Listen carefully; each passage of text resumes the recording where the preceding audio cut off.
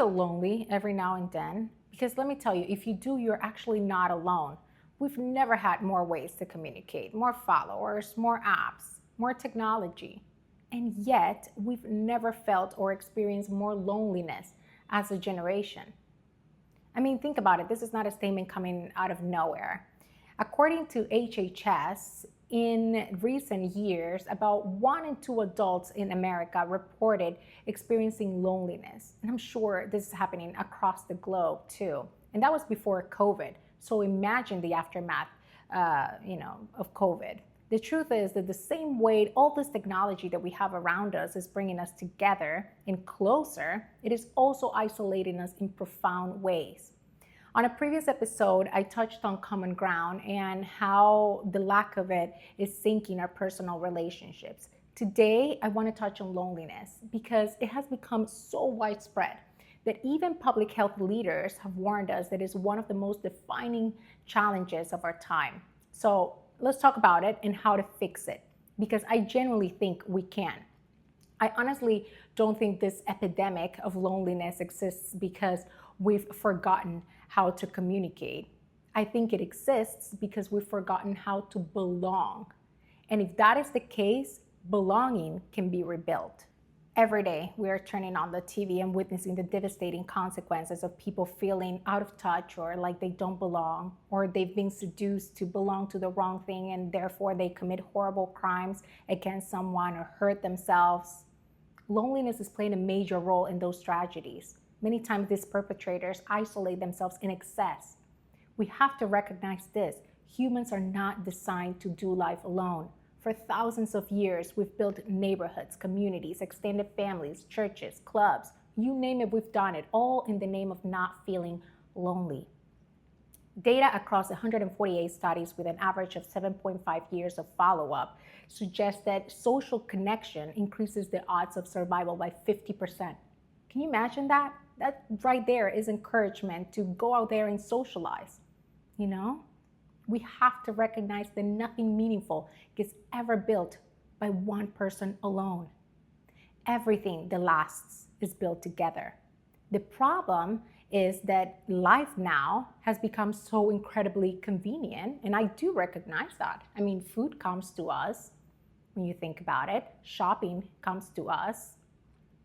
Movies come to us. I mean, I remember the days, and I'm a different generation, but I remember the day when I had to go to Hollywood Videos or Blockbuster to get a movie if it wasn't playing on the movie theaters. And in the process, you socialize with people. But now even dating happens from our couch. Convenience has changed the game, and it has improved our quality of life, but convenience isn't the same thing as connection, right?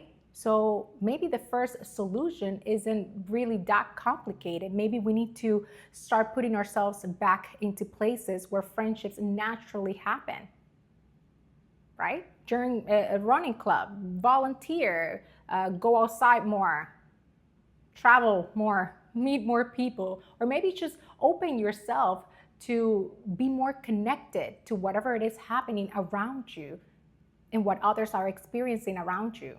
Because friendship rarely appears by accident. It grows where people consistently show up. A few weeks ago, I read an interview with the CEO of Hinge about how this generation is connecting less in person than previous generations. But what she was really talking about wasn't just dating. She was talking about loneliness, about a generation that is increasingly uncomfortable meeting people face to face.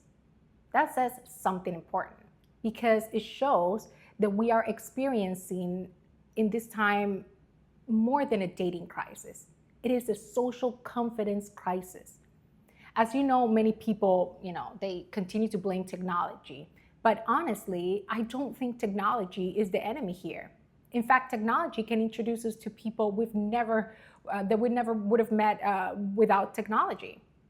But technology should only be an optional bridge, not the destination. Same thing with social media. You go to Instagram or Facebook or Twitter, and it's all about who can upstage the next person, when it should be about helping to create real conversations, real friendships, real memories. So let's use technology to create reality, not to replace it, especially in these times of AI. I think it's valid to mention that each generation is experiencing this epidemic of loneliness differently. Millennials, my generation, we're building careers and moving to different cities and delaying marriage and having children. Think about that. But still, you know, many of the people from my generation struggle when they have to find someone that they can genuinely call when life gets difficult. Maybe it's time to, become just as intentional about finding friendships and building friendships as we've become about building careers. So let's schedule dinner. Let's call first. Let's invite people over. Friendship deserves a place and time in our calendars. Boomers often look at their children and wonder, how come? I mean, how can they be so lonely with so many ways to communicate? Why are they growing lonely? Well, perhaps because communication isn't the same thing as community. Many of the institutions that naturally brought people together in the past have weakened. Community groups, neighborhood associations, and I'm not just talking about the HOA that you pay. Civic organizations, people simply knew each other back then, and they knew each other better. And if you belong to that generation and you're feeling lonely in this digital age, it might be worth it to sit down with an open mind with a different generation and have a conversation about it. Do it with an open mind. I'm sure that they will learn from you to be more socially tolerant, and that you would learn from them how to not feel disconnected in this digital era. And for Generation Z and Alpha, the challenge is even greater.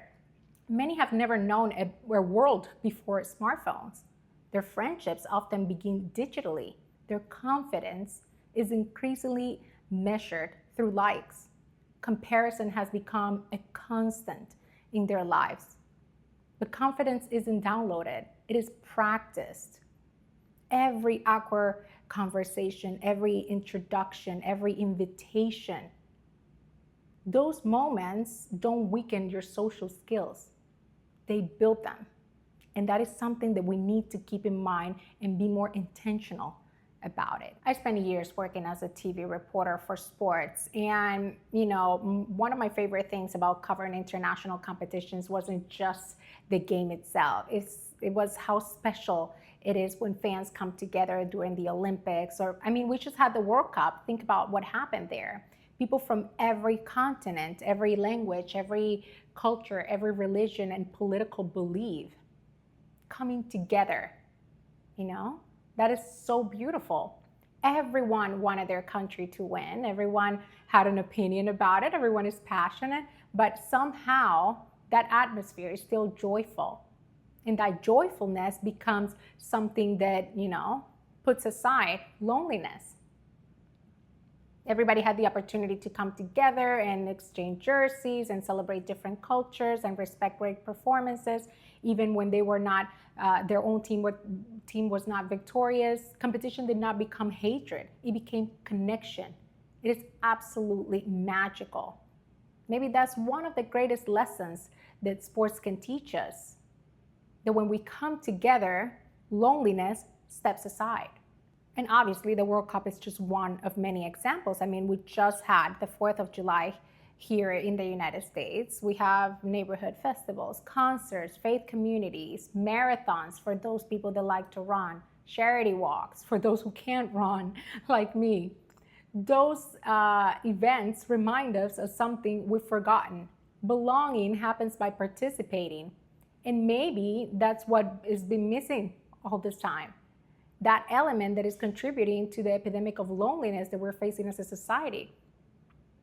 We've become very good at consuming experiences, but we have to become better at building more of them and creating more of them. That is my challenge to you. Be the first one who starts the conversation. Be the first one who introduces yourself. Be the one that checks on a friend. Don't wait for somebody else to build community. You help build it yourself.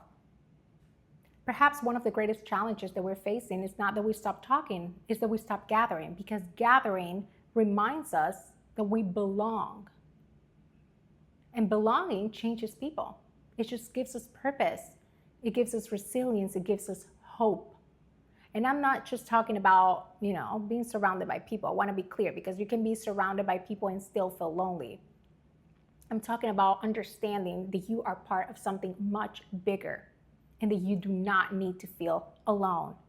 Just go out there and try. Try to be the one that extends the invitation. Try to be the one that, implements steps to make new friends. And loneliness by itself will step aside. I'll leave you with that.